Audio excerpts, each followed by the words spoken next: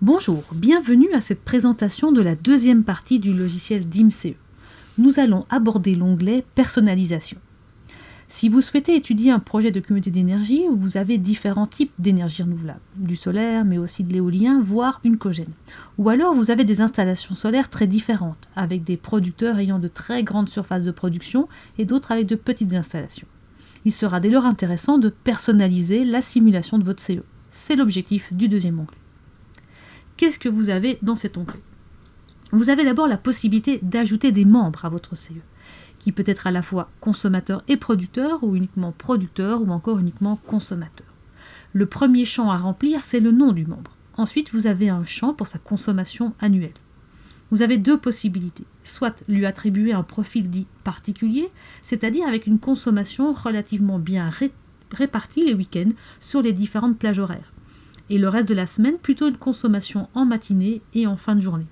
Soit lui attribuer un profil industriel, c'est-à-dire avec une consommation principalement durant les heures d'ouverture des entreprises et fortement réduite les week-ends. En dessous, vous avez la production du membre. Si le membre n'est pas un producteur d'énergie renouvelable, qui n'a ni panneaux solaires, ni éoliennes, ni cogène, aucune donnée ne doit être insérée. Les champs restent à zéro.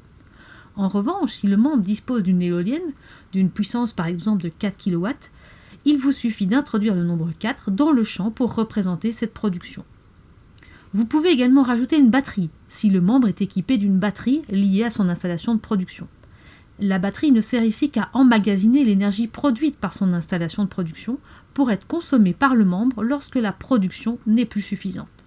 Vous devez introduire la capacité de la batterie en kWh, par exemple 15 kWh, et la puissance de charge ou de décharge exprimée en kW, par exemple 3 kW. La capacité de la batterie, c'est simplement la quantité d'énergie qui peut être accumulée dans la batterie, alors que la puissance de charge ou de décharge, c'est la vitesse à laquelle la batterie peut se charger ou se décharger. Une fois les champs nécessaires remplis pour le premier membre, vous n'avez plus qu'à cliquer sur le bouton « Ajouter membre ». Nous le voyons apparaître sur le tableau ci-dessous. C'est le premier membre de notre communauté. Si j'ai oublié d'indiquer son nom, il me suffit d'aller dans le champ en dessous du nom et de l'éditer en cliquant dessus. Je n'ai plus qu'à rajouter son nom. Paul, par exemple, est un particulier qui consomme 3500 kWh par an et qui a une éolienne de 4 kW. Il est également équipé d'une batterie de 15 kWh qui peut se décharger à une vitesse de 3 kW. Vous pouvez ajouter autant de membres que vous souhaitez. Dans notre exemple, je vais rajouter un consommateur que je vais appeler Martin. Nous avons ainsi deux membres dans notre communauté d'énergie, avec Martin qui consomme l'électricité que Paul produit. Les courbes que nous voyons apparaître ici, c'est la consommation des membres dans la communauté d'énergie, c'est-à-dire le surplus de production qui est partagé au sein de la CE. On voit que Paul ne consomme aucune énergie partagée, puisqu'il est le seul producteur, c'est pourquoi il n'apparaît pas sur ce graphique. Si je rajoute un autre producteur, Thomas par exemple, avec 5 kW de panneaux solaires et sans batterie, je remarque qu'une partie de la production de Thomas va être vendue à Paul. Ce sont les petites zones bleues visibles pour le mois d'août et de septembre. Au-dessus, nous avons en jaune l'énergie que Thomas achète à Paul, l'autre producteur de la CE. Je retire ici les batteries que j'ai mis à Martin, cela ne change rien étant donné qu'il n'a pas de production. Vous avez donc dans ce graphique les consommations mensuelles pour chaque membre au sein de la CE. À côté, vous avez un tableau avec les données des membres. Nous avons Paul qui a une éolienne de 4 kW, qui possède une autosuffisance de presque 100%, il est quasi indépendant du réseau, et une autoconsommation de 41%.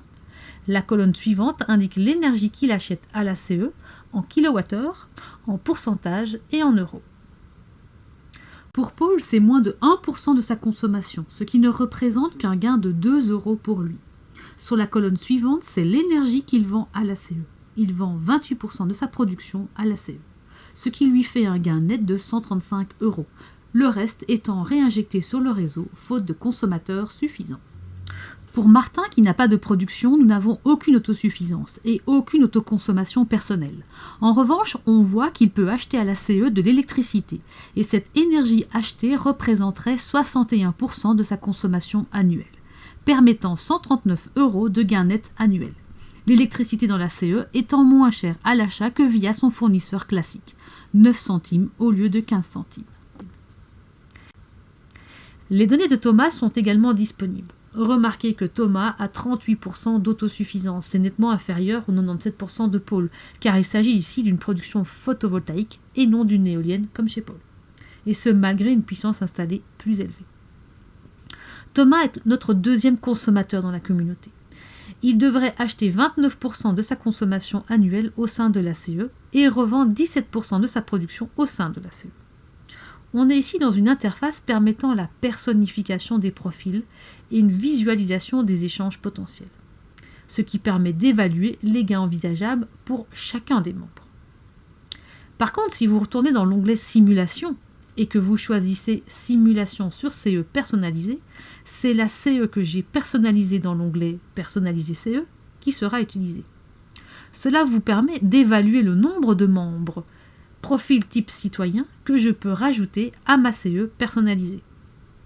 Nous pouvons voir par exemple l'effet de rajouter 10 membres à la CE, initialement composée par Paul, Martin et Thomas. Nous lançons l'optimisation. On obtient un graphique avec deux courbes représentant toujours la même chose. Les surplus vendus à la CE et l'autosuffisance acquise par les nouveaux membres rajoutés. Le logiciel nous indique qu'il n'y a aucun intérêt à rajouter plus de 10 membres, car l'intégralité des surplus est vendue à partir du 10e membre rajouté. 10 membres est donc un maximum. Le logiciel nous conseille également de se limiter à 6 membres, afin que l'attrait à la rentrée dans ce projet reste économiquement stimulant tant pour les consommateurs que pour les producteurs, 6 membres étant l'optimum. La production totale de la communauté d'énergie est indiquée ici.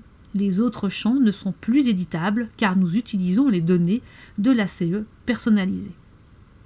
Le gain producteur principal dans ce tableau ne représente plus le gain de l'ensemble des producteurs comme dans la simulation rapide, mais uniquement le gain du producteur principal qui est souvent le moteur dans un projet de partage d'énergie.